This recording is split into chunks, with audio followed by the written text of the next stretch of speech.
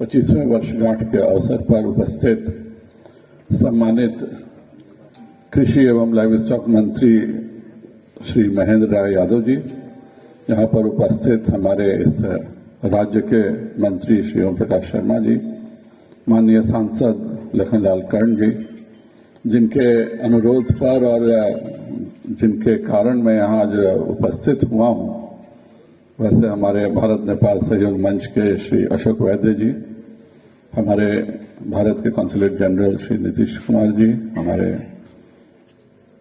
IPC के हमारे ज्ञानेन्द्र जी, मेरे अग्रज राकेश जी, इस जहाँ पे रक्सवा बीरगंज में उपस्थित हूँ, यहाँ के सम्मानित मेयर विजय सरावगी जी, उमेश चंद्र ठाकुर जी, सुनील पंडित जी, अनिल पटवारी जी, चंद्रकिशोर झा जी, बाबूलाल अग्रवाल जी, अनूप अग्रवाल जी, हमारी माननीय विधायक करीमा बेगम जी, सौरभ बाबा जी, अशोक वैद्य जी और भारत नेपाल सहयोग मंच के सभी सदस्यों को बहुत बहुत आभार और धन्यवाद देना चाहूँगा कि उन्होंने भारत की आज़ादी का अमृत महोत्सव को नेपाल में इस बीरगंज के इस स्थान पर करने का निर्णय लिया। उसके लिए मैं उनका पूरे के पूरे भारत नेपाल सहयोग मंच के सभी सदस्यों का बहुत बहुत धन्यवाद देता हूं। और यह बताता भी है कि हमारा पर दुख सबको है। अभी जो लखनलाल कर्ण जी कह रहे थे वो उनको भी दुख है, मेरे को भी दुख है। पहले मेरे जब डॉक्टर था तो मुझको जब कोई काम नहीं रहता था तो मैं नेपाल चला आता था, और मैं कितने बार पशुपतिनाथ और पोखरा गया हूँगा, आज से 30 साल पहले, मुझे भी याद नहीं है। पर आज जाने में प्लानिंग करनी पड़ती है कि चलना है। पर बीरगंज आने के लिए आज मैं 2 सालों बाद आ रहा हूँ। कोरोना के में अलाउड भी नहीं था, और एक सांसद होने के नाते, एक जिम्मेवार नागरिक होने के नाते हम सब एक दूसरे से मिल भी नहीं पा रहे थे, क्योंकि दोनों के बीच में और दुनिया के हर देश के बीच में कोरोना के कारण एक ऐसी दीवार खिंच गई थी कि आपस में मिलना जुलना, आपस में सहयोग और संबंध रखना बहुत मुश्किल हो गया था। बाकी क्या मतलब वो चंपारण का नागरिक नहीं है, क्योंकि ऐसा कोई हो ही नहीं सकता है कि जो चंपारण में रहता हो और उसकी नेपाल में कोई रिश्तेदारी नहीं हो। और ये केवल मधेश क्षेत्र की बात नहीं है, ये एक तरह से इसको कंफ्यूजन में ले लिया जाता है कि मधेश को और हमारे बिहार और उत्तर प्रदेश को जोड़ा जाता है। यही कहानी पशुपति और मिर के लोगों की भी दार्जिलिंग के साथ है, यही कहानी अल्मोड़ा में भी, उत्तराखंड में भी है। सब जैसे यहाँ पे है वैसे ही वहाँ पर भी हैं, और एक साथ मिल करके हम लोग जीवन भर साथ ही रहे हैं। अंग्रेजों के द्वारा 205 साल पहले एक लाइन खींच दी गई अपने देश की, और हम सब उसका ईमानदारी से पालन करते हैं। और एक जो भी उस समय की बात थी, लेकिन हमारे व्यक्तिगत संबंध खत्म हुए हैं। ओम प्रकाश शर्मा जी हों, विजय सरावगी जी हों, बाकी तो लक्ष्मण जी लोग का तो मेरे पिताजी के साथ ज्यादा संबंध होगा, पर इन लोगों के साथ हम लोगों का लगातार मिलना जुलना, सभी के साथ। जब मैं 2009 में सांसद भी बना था तो लगातार मेरा जाना होता था, बल्कि 2019 में मैं स्वयं इस बात की जिम्मेवारी लिया था, और मेरी एक बहुत विस्तृत चर्चा भी हुई थी कि हम लोग सीमा के दोनों तरफ के सांसदों से आपस में हम लोग एक सहयोग बना के इसको, जो ट्रैक टू डिप्लोमेसी का एक बहुत महत्वपूर्ण अंग होता है कि हम अपना संबंध ठीक करेंगे, हम लोग अपना दोनों मिलकर के, और कैसे हम आर्थिक तरक्की कर सकें उसके लिए हम सब मिलकर के कार्य करेंगे। पर भी जिस प्रकार ओम प्रकाश शर्मा जी जितनी मजबूती से भारत के विकास की बात कर रहे थे, मेरा भी आप लोकसभा में वक्तव्य देखिए, मैंने भी नेपाल का 3-4 बार मैंने नेपाल को लेकर के अपने भाषण लोकसभा में दिए हैं। और लखनलाल जी नेपाल के सांसद होके हिंदी में नहीं ले सके, लेकिन हमारे साथ है कि भारत में हम नेपाली में तो ले सकते हैं शपथ ग्रहण, नेपाल में नेपाली में सांसद के नाते शपथ ले सकते हैं, लेकिन भोजपुरी में हम भी नहीं ले सकते। तो ये थोड़ी सी, जैसे आप की विडम्बना है, हमारी भी विडम्बना है। हमारे यहाँ नेपाली भाषा 8वीं अनुसूची में है। आप IAS अफसर बन सकते हैं, आप भारत के संविधान की शपथ लेकर के आप भारत सरकार में मंत्री बन सकते हैं नेपाली भाषा में, लेकिन भोजपुरी में नहीं बन सकते हैं। तो कहीं कहीं हम लोगों को भी स्ट्रगल करना पड़ता है और बहुत सारी स्थितियां लगती हैं कि इतनी छोटी सी बात क्यों नहीं हो रही है। अब माननीय मंत्री जी अभी मंत्री बने, कुछ दिन में समझ में आएगा कि जो बातें बिल्कुल आसान लगती है उतना आसान मंत्री बनने के बाद नहीं होता। महेंद्र जी तो समझ ही रहे होंगे मेरी बात को। तो ऐसा नहीं है कि उसमें कोई ईमानदारी में कमी रहती है, उसमें कोई प्रयास में कमी रहता है। बीरगंज का डेवलपमेंट और रक्सौल का डेवलपमेंट एकदम बिल्कुल बराबर है। अगर आज टूरिज्म नेपाल में बढ़ेगा तो रक्सौल अपने आप, मेरा पूरा लोकसभा क्षेत्र अपने आप लाभान्वित हो जाएगा। उसी तरह से हमारी कनेक्टिविटी जितनी ज्यादा बढ़ेगी उतना अच्छा संबंध तो रहेगा ही, इसमें कोई शक नहीं है। और खास करके मैं अनूप अग्रवाल जी को इनवाइट करना चाहूंगा कि अगर वो अपने एक्सपो के बारे में भारत में कुछ बताना चाहें, अगर कुछ करना चाहें, तो मैं निश्चित तौर पे उनको न केवल पटना में पूरे मीडिया से रूबरू करूंगा कि भारत के व्यापारी आए और नेपाल के साथ बिजनेस में एक्सपो में पार्टिसिपेट करें, बल्कि मैं उनके वो इंडस्ट्री मिनिस्टर शाहनवाज जी से भी मिला करके, और जो आपका एक्सपोर्ट बढ़ाने में जितनी मदद होगी उतना मैं जरूर करूंगा। आप बिल्कुल पटना में आमंत्रित हैं। आप जिस दिन आइएगा उसी दिन मैं आपको अपने उद्योग मंत्री से भी मिलवाऊंगा, अपने वित्त मंत्री से भी मिलवाऊंगा, और आपके एक्सपो में भारत के इंडस्ट्रियलिस्ट कैसे आके खरीद सकते हैं सामान, कैसे मेक इन नेपाल जितना बढ़ेगा उतना सभी को लाभ होगा। जब कोई दूसरा कोई उपयोग करना चाहता है तब होता है। और ये बहुत अच्छा लगा मुझे कि युवाओं ने मिलकर के पहली बार बीरगंज में एक्सपो करने जा रहे हैं। ये मैं भी प्रयास करूंगा कि मेरा जितने भी हमारे पटना के उद्योगपति हैं उनको मैं जरूर भेजूं कि वो आए देखें। बिहार का हमारा ICP अब इंडियन पैसेंजर कार्स के लिए बिल्कुल रेडी है। अगर नेपाल से भी ICP की तरफ से ये परमिशन हो जाता है तो पैसेंजर गाड़ियों को शहर में जाने की जरूरत ही नहीं पड़ेगी।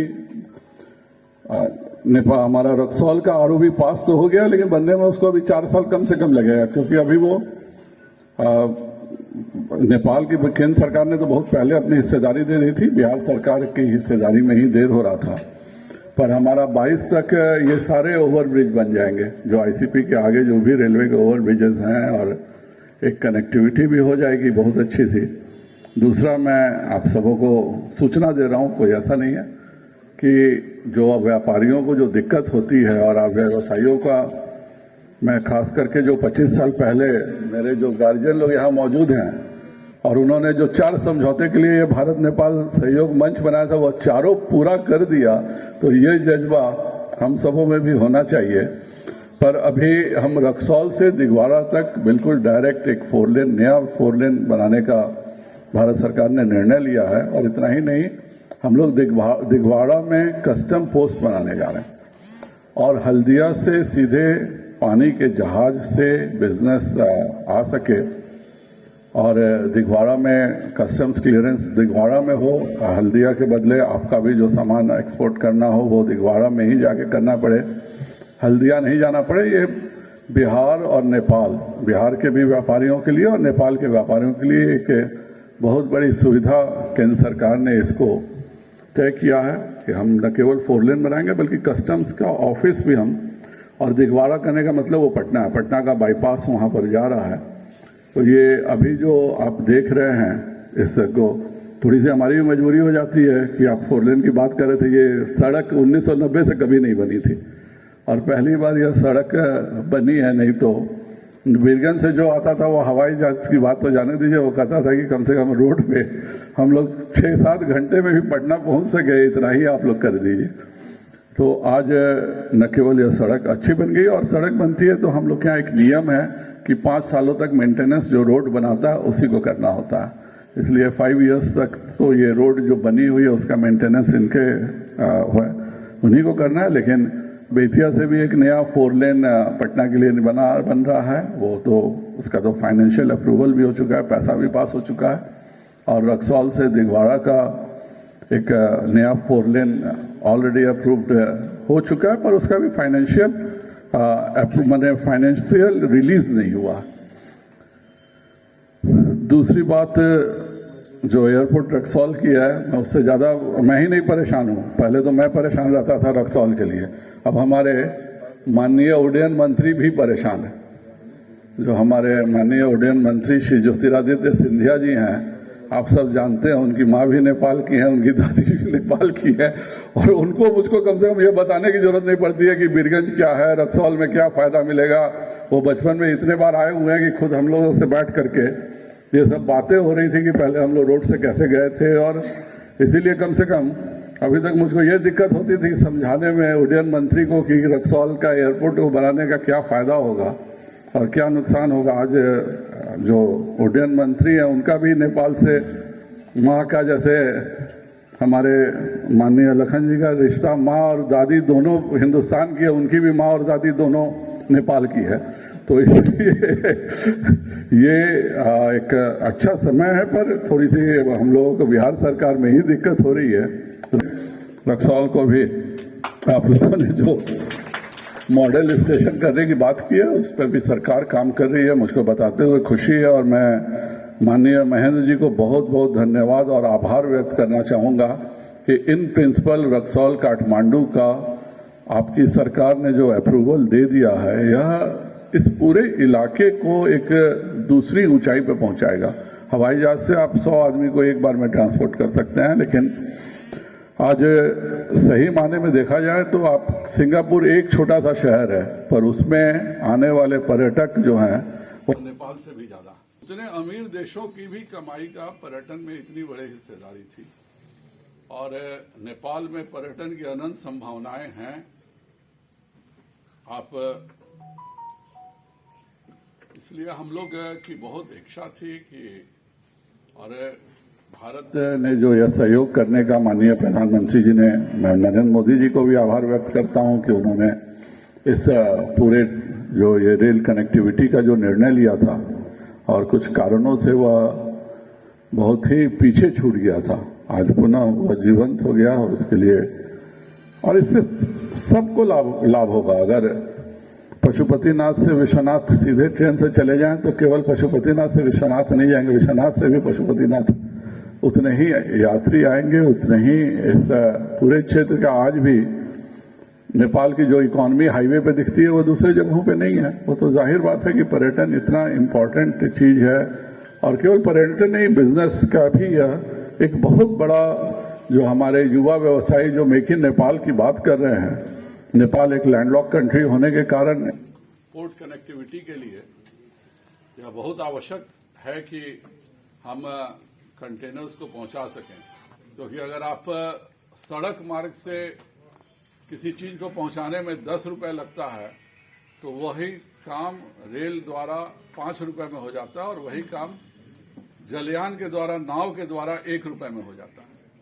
और इसलिए हम लोगों ने जिस तरह से अभी नेशनल हाईवेज का रचना किया है, उसी प्रकार हम वाटरवेज की एक बहुत बड़ी रचना कर रहे हैं। हम लोग का दुर्भाग्य है कि जो चीज 18वीं शताब्दी में होता था कि जलयान के द्वारा सारे कारोबार होते थे, कहीं ना कहीं पिछले 70-80 वर्षों में वह पीछे छूट गया। और अभी मैं तो चाहता था कि यहाँ तक आ जाए, पर 1-2 ऐसे ब्रिज बन गए हैं जिसकी हाइट इतनी कम है कि हम बड़े जहाज इस बॉर्डर तक नहीं पहुंचा सकते हैं। पर हमारा उस पर भी प्रयास, और हम लोग उस पर भी कर रहे हैं कि भविष्य में हम लोग उसकी एक योजना बना रहे हैं कि आज भी अमेरिका जैसे अमीर देश का 30% कारोबार नाव के माध्यम से होता, पर हम लोग कहीं ना कहीं छूट गए। और ये सब हम ऐसे थे भी नहीं। 17वीं शताब्दी तक बिहार और नेपाल का यह एरिया हिंदुस्तान के सबसे अमीर इलाकों में से एक था, और एक साजिश करके अंग्रेजों के द्वारा खेती पर इतने टैक्स लगा दिए गए, इतने तरह के नियम लगा दिए गए कि यह पूरा इलाका कहीं ना कहीं, जो ये बिहार उत्तर प्रदेश का, जिसको गंगा का बेसिन बोल दीजिए, काउ बेल्ट बोल दीजिए, जो भी बोलिए, लेकिन यह इलाका 17वीं शताब्दी तक, हजारों वर्षों से 17वीं शताब्दी तक सबसे अमीर इलाका था। जितने भी राजा हुए, जितने भी बिजनेस हुआ सब इसी इलाके से होता था। भारत नेपाल चाइना का जो ये पूरा रूट था, इस रूट से 70% कारोबार दुनिया का इसी इलाके से होता था। पर आज परिस्थितियां बनी और एक साजिश करके 17वीं शताब्दी से कि किसानों को इतना नुकसान किया गया, इस इलाके में कोई पैसा नहीं रहे, खेती बेकार हो जाए, जमींदार लोग अपना जमीन छोड़ के उस समय बेच दिया करते थे कि जमीन रख के हम लोग क्या करेंगे। एक दूसरी परिस्थिति बनाई गई थी। आज भारत और नेपाल, और समय के साथ बदला भी है, आज पर्यटन सबसे बड़ा उद्योग है। पर्यटन से ज्यादा बड़ा उद्योग कुछ नहीं है और खूबसूरत देश दुनिया में बिल्ड नहीं है। हम लोग, मैं तो एक एक कोना, एक एक इलाका घुमा हुआ हूँ नेपाल का, और इतनी खूबसूरत और इतना अच्छा जगह है, और हम एक दूसरे के साथ जुड़ करके बहुत तरक्की कर सकते हैं। ओम प्रकाश शर्मा जी को मैं हमेशा बोला हूँ कि आप जब आइए, स्वागत है। हम लोग मिल करके करेंगे। केवल जिस तरह से वो रक्सौल के लिए विकास के लिए चिंतित है, उतना ही मैं भी नेपाल के विकास के लिए चिंतित हूँ।